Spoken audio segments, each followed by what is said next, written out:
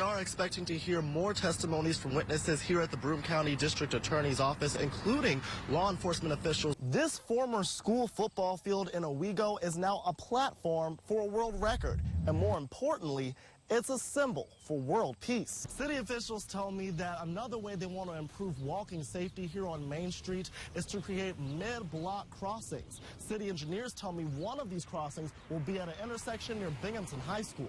Well, right now I'm standing in Harold Moore Park, and I want you to take a look right behind me. You can see these tree branches here have really started leaning on these power lines. If you guys have to leave your home this morning, make sure you give yourself plenty of time to brush the snow off of your car, and you may even have to scrape some ice off of your windshield. Major is right, guys. I'm actually at the construction site right now for the solar farm, and Solar Farms New York tell me that they are working on 79 acres of land. Hey, Chloe, I'm just here at NYSEG Stadium reading Stephen King's newest book, The Institute. In fact, I just got to a part where one of the characters says her favorite player got sent up to the Rumble Ponies, a AA team here in Binghamton. As you can see right above me, I'm underneath a tent, and that's because it's been raining for a while now. Their goal is to make it safer not just for pedestrians or bicyclists on the road, but for the drivers as well. Well, Chloe, today we heard from multiple friends of both the suspect, Orlando Tercero, and the victim, Haley Anderson. Hey, Chloe, it sure does feel like fall here in Owego, and it's not just the chilly weather and the smell of pumpkin spice lattes. It's also because there's pumpkins everywhere you look. In fact, if you look right behind me, you can see a table full of pumpkins and an artist right here carving some special pumpkins. Well, Paul and Ann, just now we witnessed an awesome fireworks show. It ended just a couple minutes ago, and as you can see behind me, people are heading back to their cars. While testimonies from day one of the Orlando Tercero trial centered around people who knew both the victim and the suspect, today's trial centered around the investigation and new key evidence that prosecutors believe are the keys to conviction. It was not your normal court proceeding on Friday. The defendant, Orlando Tercero, seen on a live video feed from a Nicaraguan courtroom, while witnesses told their testimonies from the Broome County District Attorney's Office. New surveillance video revealed by prosecutors shows the moments the victim, Haley Anderson, entered Tercero's apartment on March 8, 2018. Were you able to hear Ms. Anderson leaving the apartment? No. Throughout the day, Tercero is seen in the video entering and leaving the apartment without any sign of Haley. Right around that time frame, Mr. Tercero comes and goes in his vehicle. The next morning, video from JFK Airport shows Tercero carrying luggage to board a plane to Nicaragua with a bandage around his eye that investigators believe was the result of a suicide attempt. A Binghamton police officer also took to the stand and says on March 9th, Haley's body was found on Tercero's bed. Investigators say a 3-page handwritten note was also found at the crime scene, believed to be written by Tercero. The witness says in the note, Tercero said in part that he regrets what he did and apologizes to members of his family. Investigators added they believe Tercero tried to commit suicide in his apartment twice, once with sleeping pills and another time by hanging himself. An autopsy report also revealed finger marks on Anderson's neck and ruled the cause of her death as manual strangulation. Tercero is being charged with femicide in Nicaraguan court. And while the trial has stopped for the moment, it will continue on October 22nd. A close call for a Norwich student. This shocking video shows the scary moments when a car speeds past a school bus door, nearly hitting 13-year-old Matthew Squires as he tries to leave. The last thing I remember was getting yanked back and a car flying by. Samantha Call was the bus driver behind the wheel, whose quick thinking and reflexes saved Squires' life. Here comes a silver car up the side. Matt's probably the third step down now. And all I could think of is Matt's gonna get hurt. So I just pull him. Squires' mother says when she first saw the footage, she couldn't believe her eyes. I cried. I honestly cried. If she hadn't have been so vigilant in watching behind her bus, because nobody really thinks of somebody coming on the door side of the bus. Right over my shoulder is the camera that caught that shocking incident, and the bus driver tells me that this bus in particular has 6 cameras on it, which is the most out of any bus in the district. When I first seen it and I actually had a chance to sit down and look, all I could think of is what would happen if I didn't get him. Call says the district felt it was important to share the video and spread awareness of school bus safety. It's got to get out there. It's got to stop. People have to pay attention to this. It's a big yellow school bus. Its lights are on, its doors are opening, the stop sign's out. I mean, you're supposed to stop for the bus. Squire's mom says she is grateful for Call's action that saved her son. I'm just really grateful that she has quick reflexes and was able to grab him in time. I'm so glad that I was able to send him home to his mom, because I don't know if I could have gotten back on that bus had I not been able to. I don't think I would ever touch a school bus again. In Norwich, Tyler Brown, 12 News. Braden Dino is just like any typical 4-year-old. No, I'm gonna be Buzz, and you be the bad guy. And you want me to be the bad guy? Filled with energy and imagination. A very energetic, lovable little boy that loves life and loves to explore. His life, however, took a major turn after he was diagnosed with an extremely rare form of spinal muscular atrophy. His muscles are deteriorating, and his muscle strength's getting weaker and weaker. Braden's condition made it hard to walk upstairs to his room, so a Room to Heal decided to step in and help. So we came in and met him and spoke with the family and decided we were going to turn their dining room into his bedroom on the first floor. Giving Braden the room of his dreams. When we met Braden, he immediately said that he wanted a Buzz Lightyear room. So we ran with that. We got him a new bed that's lower to the ground, so that'll help him with getting out, in and out of bed. It has uplighting underneath it, so he can change the color of the bed. Months of preparation and 4 days of construction led to the big reveal. Oh my gosh! What do you think? Oh my goodness, Braden! After seeing his new bed, toys, and his new tent, Braden was all smiles. What do you think? I think it's amazing. A room that will launch his road to recovery That was so much fun. as he continues to fight. For infinity and beyond.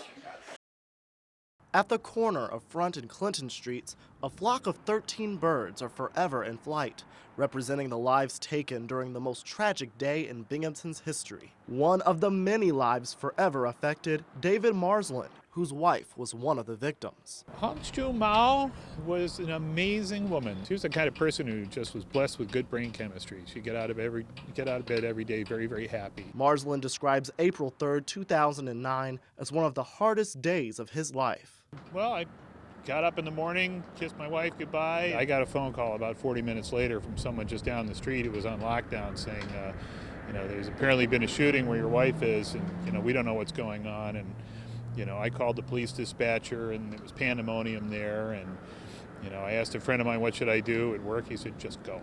After months of grieving and heartbreak with the loss of his wife, Marsland, along with family members of the other victims and former Binghamton Mayor Matt Ryan, helped build a memorial in their honor. When the victims' families, some of them started meeting and saying, how are we going to honor these beautiful lives? And that was a very important part of a healing of our community and the healing of the people who went through this tragedy in a personal way. The result, 13 birds circling a broken pillar that's surrounded by 13 plaques. Each of the plaques were designed by the family members, and everybody got to tell their own story. And in some cases, people told no story, which was a story in itself.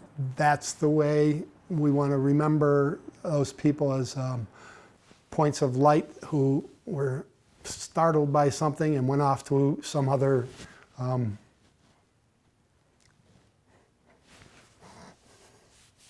it's still hard. It's still really hard when you think about that.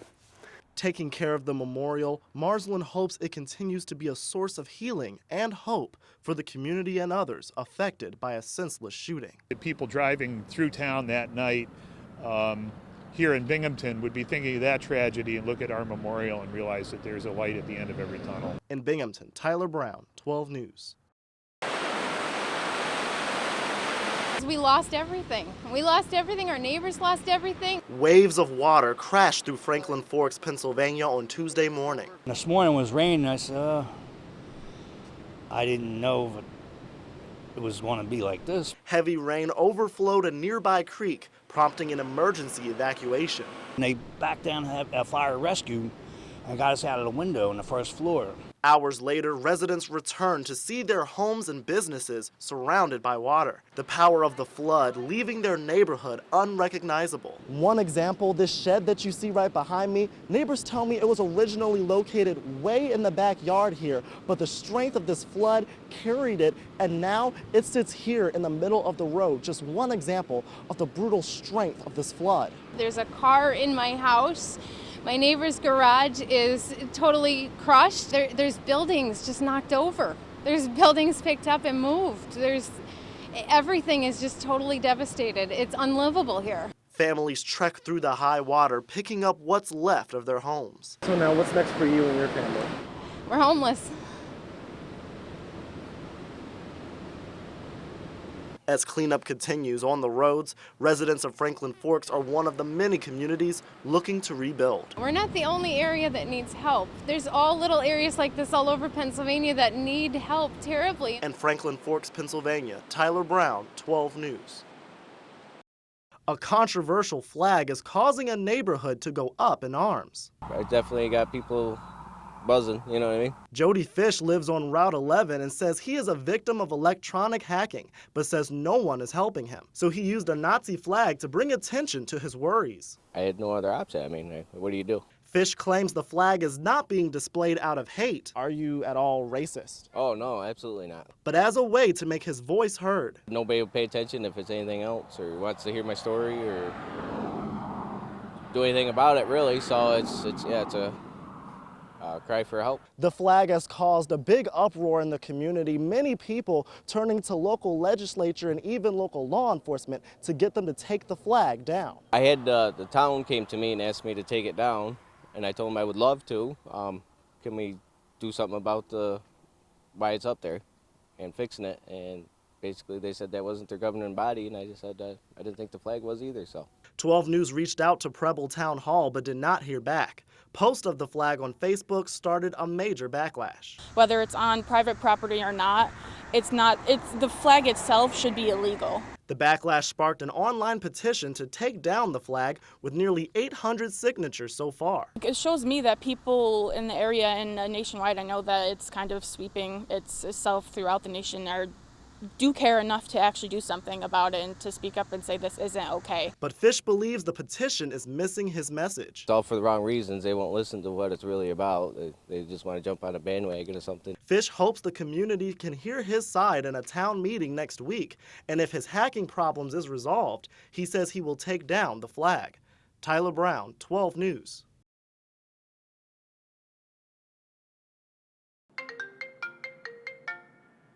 It's what all smartphone users around the country want: faster and more reliable phone service.